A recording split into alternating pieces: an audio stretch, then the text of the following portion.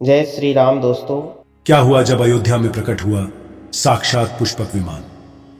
राम मंदिर में काम कर रहे मजदूरों ने जब यह नजारा देखा तो सभी के पैरों तले जमीन खिसक गई।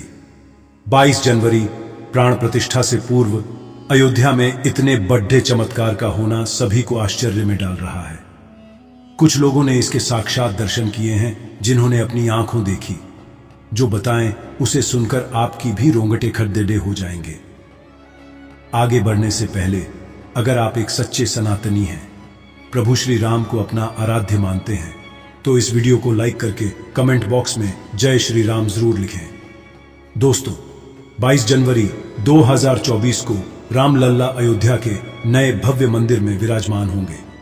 इस शुभ कार्यक्रम के लिए पूरे देश में निमंत्रण बांटा जा रहा है। शहर से लेकर गांव तक घर घर अक्षत वितरण में बच्चों से लेकर बड़े तक सहयोग कर रहे हैं। अयोध्या में राम मंदिर में भगवान राम लल्ला की प्राण प्रतिष्ठा कार्यक्रम की तैयारियां तेजी से की जा रही हैं। इस कार्यक्रम को बेहद भव्य बनाने के लिए कोई कसर नहीं छोड़ी जा रही। लेकिन 10 जनवरी की रात कुछ ऐसा चमत्कार हुआ जिसे देखकर सभी मजदूरों के होश उड़ गए। जब रात्रि के समय सब मजदूर अपना काम निपटाकर तंबू में सो रहे थे, उसी समय अचानक से उन्हें वहां कुछ हलचल महसूस हुई। सुरेश नाम के एक मजदूर ने जब तंबू से बाहर झांक कर देखा तो उसे राम मंदिर के परिसर कुछ अजीब सी पीली चमकती हुई चीज दिखाई दी।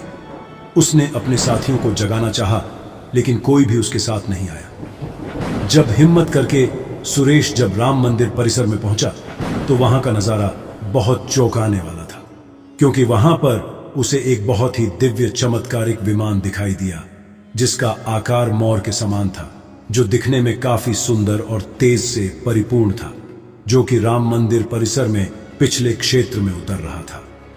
लेकिन उस विमान को नियंत्रित कौन कर रहा था, यह समझ नहीं आ रहा था, क्योंकि उस विमान में इतना तेज था कि सामान्य आंखों से नहीं देखा जा सकता था।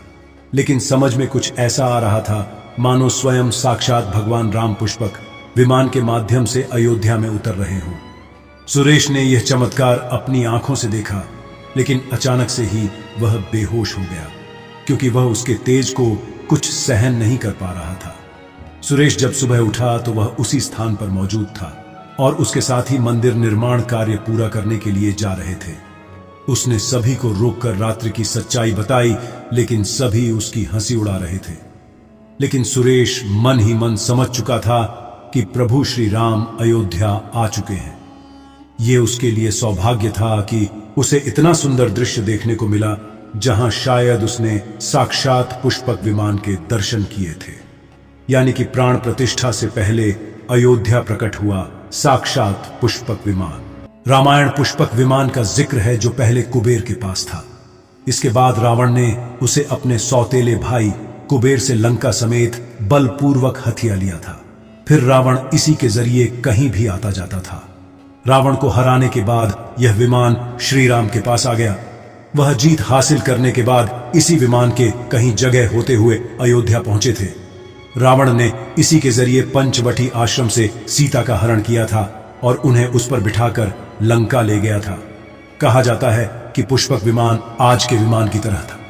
पुष्पक विमान के जरिए रावण हवाई मार्ग से सफर किया करता था।